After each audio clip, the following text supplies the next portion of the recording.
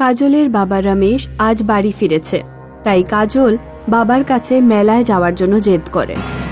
বাবা, আজ গ্রামে বৈশাখী মেলা হচ্ছে, আমি মেলায় ঘুরতে যাব। কাজল, এখন তুমি বড় হয়েছো, মেলা ঘুরতে হলে একাই চলে যাও। রাতে ওকে বাড়ির বাইরে একা পাঠিও না। কাল সুনিতার মেয়ে পাল্লা মহল অব্দি গিয়েছিল, একটা শয়তান আত্মা ওকে ধরে ফেলেছিল। ওর বাড়ির লোকেরা খুব কষ্ট করে ওকে টেনে হিঁচড়ে তান্ত্রিক গিরিলালের কাছে নিয়ে যায়। গিরিলাল ওর থেকে শয়তানটাকে বার করার পরই তখনই ওর জ্ঞান ফিরে আসে। চিন্তা করো না মা, আমাকে কোনো শয়তান ধরবে না। ভূত প্রেত তাদের উপরে আসে যারা মানসিকভাবে খুব দুর্বল হয়ে থাকে। আমাদের মেয়ে সত্যিই খুবই বুদ্ধিমতী। এ নাও টাকা ধরো আর মেলায় গিয়ে আনন্দ করো। কাজল মেলা ঘুরতে যায়। চাট পকোড়া খাওয়ার পর যখন ও নাগরদোলা চড়তে যায়, তখন ও মেলার বাইরে একটা মুখোশের দোকান দেখতে পায়। ভূতের মুখোশ পরে মাকে ভয় দেখাবো, খুব মজা হবে। কাজল মুখোশের দোকানে যায়। দোকানে ভয়ঙ্কর শয়তানের মুখোশ পরে একটা লোক বসেছিল। আসুন আসুন, মুখোশের দোকানে আপনাকে স্বাগত। এখানে আপনার নানা ধরনের মুখোশ পাবেন। হাসির মুখোশ, কান্না মুখোশ, ভয়ানক মুখোশ পাবে। কাজলের দোকানে গিয়ে অদ্ভুত ভয় লাগছিল। আমাকে একটা ভয়ঙ্কর মুখোশ দিন না। কাজল মুখোশ নিয়ে টাকা মিটিয়ে দোকান থেকে বেরিয়ে আসে। কিছু দূর গিয়ে কাজল ঘুরে দোকানের দিকে তাকায়, তখন ওখানে কোনো দোকান ছিল না। নাগরদোলা চড়ার পর কাজল বাড়ির দিকে রওনা দেয়। এই মুখোশটা পরে যখন আমি মায়ের কাছে যাব, তো মা তো ভয়ে চিৎকারই করতে থাকবে। মা মনে করবে সুনিতার মতো আমাকেও শয়তান ভর করে নিয়েছে। কাজল যেই মুখোশটা পরে, ওর কিছু একটা হয়ে গেল। ও রাস্তায় থেমে যায় আর হাঁটুতে ভর করে বসে মাথা আর ঝোঁকাতে থাকে। কাজল অজানা কোনো ভাষায় কিছু বলছিল, কিন্তু সামনে কেউ ছিল না। কিছুক্ষণ পর যখন কাজল বাড়ি ফেরে, তখন রমেশ ওকে বলে, এসে গেছিস মা? মুখোশটা তো দারুণ লাগছে। তা বলো, মেলায় কি কি খেলে, কোথায় কোথায় ঘুরলে? আমার ছাগল চাই। কে? আমার ছাগল চাই, আর এক্ষুনি। আমার মনে হয় তুমি মটন খেতে চাও। কালকে রবিবার, কাল আমি আলীর দোকানে গিয়ে মাটন নিয়ে আসবো। এখন রাতে আলীর দোকান বন্ধ হয়ে গেছে, তাই মাটন পাওয়া যাবে না। কাজল ঘরের বাইরে বেরিয়ে যায়। কাজল, কোথায় যাচ্ছ? কাজল মটন বিক্রি করার আলীর বাড়ি যায়। ও আলীর উঠোন থেকে পাঠা খোলে আর নিজের সাথে নিয়ে চলে আসে। আলী ঘরের থেকে বেরিয়ে আসে আর কাজলকে আটকায়। তোর এত বড় সাহস, তুই আমাকে আটকাবি? কাজল আলীকে তুলে ওর ঘরের দিকে ছুঁড়ে মারে। ও পাঠাগুলো ঝোপের দিকে নিয়ে চলে যায়। রমেশ কাজলকে খুঁজতে খুঁজতে আলীর বাড়ির সামনে আসে। আলী তাকে সব কথা খুলে বলে। তোমার মেয়ের ওপর কোনো শক্তিশালী শয়তান আত্মা ভর করেছে, বুঝলে? ও আমার পাঠাগুলো নিয়ে ঝোপের দিকে গেছে। শয়তান আত্মা? কি আজে বাজে বলছো? ওদিকে কাজল পাঠাগুলো খেয়ে ঝোপ থেকে বাইরে বেরিয়ে আসে। যখন ও মেলা থেকে আসার পর ওর মুখোশই খোলেনি। প্রথমে এই মুখোশটা খুলতে হবে, তারপর দেখছি গোলমালটা ঠিক কোথায়। রমেশ চুপি চুপি কাজলের পেছনে যায় আর একবার ওর মুখোশটা খুলে দেয়। মুখোশ খুলতেই কাজল নর্মাল হয়ে গেল। বাবা, তুমি আর আমি এখানে কি করছি? আমি তো মেলা থেকে বাড়ি ফিরছিলাম। আমি মেলায় আলুর চাট আর পকোড়া খেয়েছি, একটা মুখোশও কিনেছি। তোমার হাতে আছে ওটা, এটা পরে আমি মাকে ভয় দেখাবো। মাকে কালকে ভয় দেখাবে, এখন বাড়িতে চলো। রাতে কাজলরা খাবার দাবার খেয়ে একসাথে শুয়ে পড়ে। রাতে কাজলের মায়ের হঠাৎ ঘুম ভেঙে যায়। ও শুনতে পায় স্টোর রুম থেকে খটপট আওয়াজ আসছে। কাজলের মা খাট থেকে নেমে স্টোর রুমের পর্দা সরায়। স্টোর রুমের ভেতরে কাজল মুখোশ পরে দাঁড়িয়েছিল আর ওর হাতে ছিল একটা কুঠার। কাজল কুঠার নিয়ে মায়ের ওপরে হামলা করে। রক্ত চাই, আমি রক্ত খাবো, রক্ত। কাজলের মা ভয় পেয়ে দৌড়ায় আর চট করে রমেশকে জাগায়। কাজল রমেশকেও কুঠার দিয়ে আক্রমণ করে। কাজল, কি হয়েছে তোমার? কুড়াল ফেলে দাও আর শান্ত হয়ে যাও। রমেশের কথায় কাজলের কোনো পরিবর্তন হয় না। কাজলের মা বাবা বাড়ির বাইরে বেরোয় আর দরজা বাইরে থেকে বন্ধ করে দেয়। কাজল ভেতর থেকে দরজায় কুঠার চালাতে থাকে। আমার রক্ত চাই, রক্ত পান করব, আমার রক্ত চাই। রমেশ দৌড়ে তান্ত্রিক গিরিলালের কাছে পৌঁছায়। রমেশ তান্ত্রিককে বলে, যখন থেকে কাজল মুখোশটা পড়েছে তখন থেকেই ও অদ্ভুত আচরণ করছে আর পুরুষের গলায় রক্ত চাইছে। তোমার মেয়ের মধ্যে মুখোশের মাধ্যমে রক্ত খেকো শয়তান প্রবেশ করেছে। ওই মুখোশটা যত তাড়াতাড়ি সম্ভব ওর মুখ থেকে খুলতে হবে। কাজল প্রায় অর্ধেক দরজা ভেঙেই ফেলেছিল। রমেশ আর তান্ত্রিক চুপচাপ দরজার ডান দিকে আর বাঁ দিকে দাঁড়িয়ে পড়ে।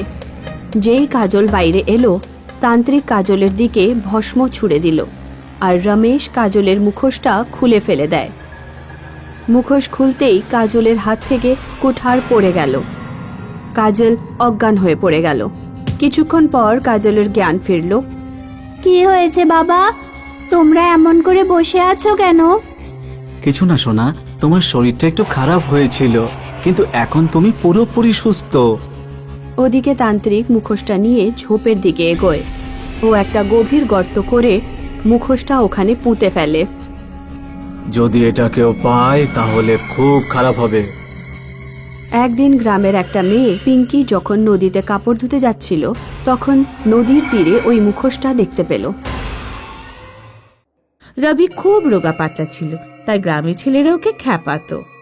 আরে ওই দেখো, সুটকে আসছে। আরে এত ঝাঁটার কাঠির মতো পাতলা দেখছি, পু দিলেই উড়ে যাবে। আমি রোগা, তাতে তোমার কি? হ্যাঁ, তুমি নিজের কাজ করো, গিয়ে যাও। যদি তো রুটির অভাব হয় তাহলে 2-4টে রুটি আমার বাড়ি থেকে নিয়ে যাস। রবির বাবা ছিল না, আর ওর মাও খুব অসুস্থ থাকতো। ওর অসুস্থ মা কখনো কখনো খেতে গিয়ে মজদুরি করে আসতো, কিন্তু তবুও রবির জন্য ভরপেট খাবারের ব্যবস্থা হয়ে উঠত না। গ্রামের বাইরে জঙ্গলের মাঝ বরাবর একটা বাগান ছিল, যেখানে পেয়ারা, আম, কলা আর ডালিমের গাছ ছিল। গ্রামের লোকেদের ওই বাগানে যাওয়া বারণ ছিল। রবির বাবা যখন বেঁচে ছিলেন তখন একবার তিনি রবিকে ওই বাগানের কথা বলেছিলেন। ওই বাগানের গাছে জাদু আছে, যদি ওর পেয়ারা পেড়ে খাও তাহলে পেটে কোনো রকম অসুখ করে না। কলা খেলে শরীর বলবান হয়ে যায়, ডালিম খেলে শরীরে কোনোদিনও রক্তের অভাব হবেই না। কিন্তু কোনোদিন ওই বাগানে কোনো রকম যাবেই না, কারণ ওখানে প্রেত আত্মাদের বসতি রয়েছে।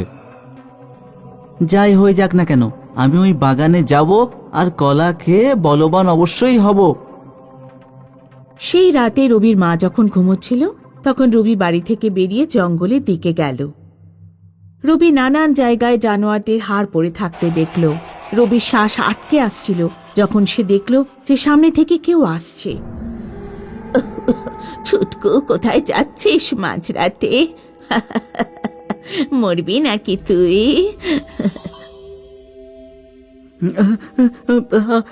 আমি একটু বাগানে যাচ্ছি। তুমি কে? হ্যাঁ, আমি এই বাগানের মালি। তুই ওখানে যাচ্ছিস তো ঠিকই, কিন্তু হতে পারে যে আর ফিরলি না। বহু লোক তোর আগে চেষ্টা করেছে, তাদের মধ্যে কেউ ফিরে আসেনি। এইটুকু বলে বুড়ি চলে যায়। রবি এগোতে লাগলো আর বাগানে পৌঁছে গেল। ওই তো কলা গাছ। রবি বাগানে ঢুকে একটা কলা পেরে নিল। রবি চোখ ওপরে কলা গাছের দিকে গেল। গাছের উপর একটা ডাইনি আর একটা ভূত বসেছিল। রবি এত দৌড়লো যে আর পেছনে ফিরেই তাকালো না। ও সোজা নিজের বাড়িতে এসে থামল। রবি তখনই জাদু গাছের কলা খেয়ে নিল, কিন্তু শরীরে কোনো পরিবর্তন এলো না। এ কি, এত বিপদ মাথায় নিয়ে আমি কলা নিয়ে এলাম আর তাতে শরীরের কোনো রকম পরিবর্তনই এলো না। রবি পরের দিন রাত্রে আবার জঙ্গলে যায়, সেই বুড়িটাকে খোঁজে যার সাথে আগের দিন দেখা হয়েছিল। বুড়িকে খুঁজতে খুঁজতে বেশ দেরি হয়ে গেল। রবির প্রস্রাব পেল। যখন রবি একটা গাছের নিচে প্রস্রাব করছিল তখন কেউ একটা পেছন থেকে রবির কাঁধে হাত রাখল। রবি ভয় পেয়ে পেছনে তাকায়। বিনা শরীরে শুধু একটা হাত ছিল। কিছুটা দূরেই ওই বুড়িটা দাঁড়িয়েছিল। ভয় পেলি? আমার কাছে এরকম অনেক কাটা হাত আর পা আছে। কাল আমি জাদু কলা গাছের একটা কলা খেলাম যাতে আমি বলবান হতে পারি, কিন্তু আমার শরীরের কোনো পরিবর্তনই এলো না। কলার কাজ তখনই হবে যখন তুমি ওই বাগানে দাঁড়িয়ে কলা খাবে। আর জঙ্গলে কখনো প্রস্রাব করো না জানো।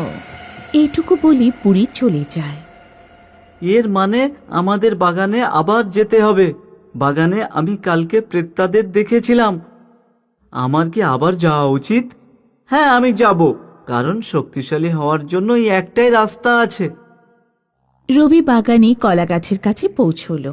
এবার রবি কলা পাড়ার আগেই গাছের ওপর তাকালো। গাছে ডাইনি বসেছিল। ডাইনি রবির ওপর লাফিয়ে পড়ল আর রবির চুল ছিঁড়তে লাগলো। কেন আসিস সেখানে বারবার? আমাদের কলা গাছ বরবাদ করতে চাস?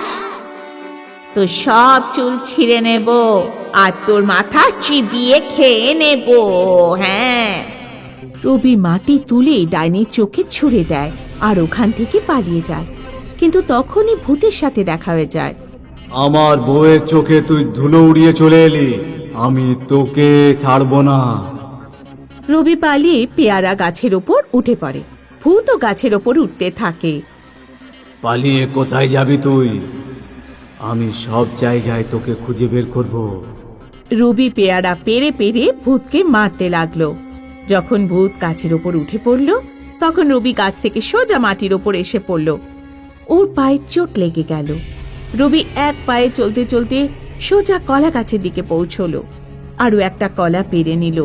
তারপর ও এক পায়ে চলতে চলতে কোনোভাবে কষ্ট করে বাগানের বাইরে যাওয়ার চেষ্টা করছিল।